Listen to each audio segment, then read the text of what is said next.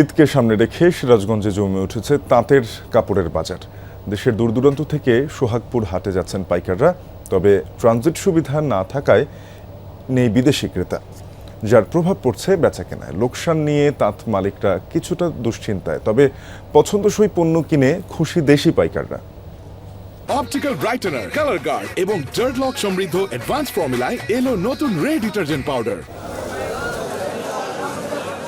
বছর জুড়ে ঈদ মৌসুমের অপেক্ষায় থাকেন সিরাজগঞ্জের তাঁত মালিক ও ব্যবসায়ীরা। ক্রেতাদের চাহিদার কথা মাথায় রেখে শাড়ি, লুঙ্গি সহ তাঁতের পোশাকে এবারও এসেছে নতুনত্ব। তবে বেচাকেনা নিয়ে সন্তুষ্টি নেই বিক্রেতাদের।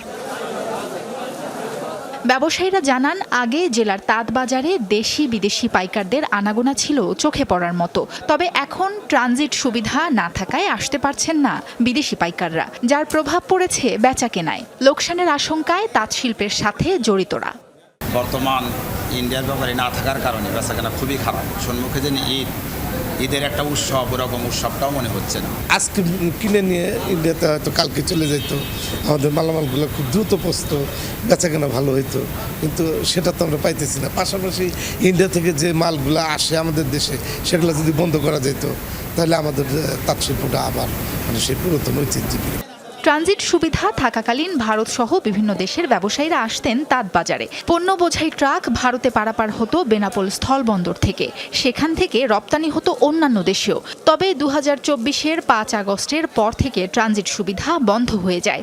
এখন চট্টগ্রাম বন্দর থেকে জাহাজে করে মালামাল নিতে পড়তে হয় ভোগান্তিতে। সময় লাগে প্রায় 1.5 থেকে 2 মাস। ফলে ব্যবসায়ীরা মুখ ফিরিয়ে নিয়েছে দেশে তৈরি তাঁত কাপড়ের বাজার থেকে। ট্রানজিট বন্ধ হওয়ার কারণে ইন্ডিয়ান ব্যাপারীগুলো আসতেছে না, তাদের মালগুলো পৌঁছতে অনেক সময় লাগে। এই জন্য আমাদের সরকার যদি উদ্যোগ নেয় এই ট্রানজিট খুলে দেওয়ার, তাহলে ইন্ডিয়ান পার্টি যদি আসে তাহলে আমাদের হাটের কেনাবেচা অনেক গুণ বেড়ে যাবে।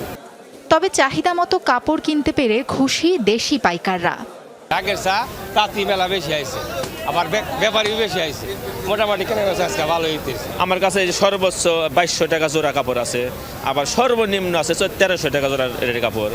এরকম মধ্যে আর কি আমার কাপড় এই হাটে পাওয়া যাইতেছে বর্তমানে। সুতি কাপড় কিনছি, কিছু জামদামি কাপড় কিনলাম, মোটামুটি এই কোয়ালিটির কাপড় কিনতেছি আর কি। কিছু কুচি কাপড় বরিশালে বিক্রি করি, ঢাকায় বিক্রি করি এবং আরও কয়েকটা জেলাতে আমরা মোটামুটি মাল আমরা পৌঁছায় দিই। গ্রামীণ অর্থনীতি সচল রাখতে তাঁত শিল্পের জন্য সরকারের নজরদারি চান চেম্বার অব কমার্সের সভাপতি। আর ট্রানজিটের বিষয়ে ঊর্ধ্বতন কর্মকর্তাদের কাছে সুপারিশ করার আশ্বাস দিয়েছে প্রশাসন। এই ঈদের মধ্যে যাতে তাঁতিরা নির্বিঘ্নে কাজ করতে পারে, হাট করতে পারে, কোনো হয়রানির যাতে শিকার না হয়, এটা আমাদের নজরদারি থাকবে। অব্যবস্থাপনাটা আসলে যেহেতু অনেক আগে থেকে চলে আসছে, আমরা চেষ্টা করছি, আশা করছি আমাদের অব্যবস্থাপনা যতটুকু আছে সেটা কাটিয়ে উঠে আমরা সুন্দর একটা পরিবেশ তৈরি করতে পারবো ব্যবসায়ীদের জন্য। ট্রানজিটের নামে আগ্রাসনকে রুখতে না পারলে দেশীয় এ শিল্প ধ্বংসের মুখে পড়বে মনে করেন সংশ্লিষ্টরা। সাবরিনা লিজা, যমুনা নিউজ।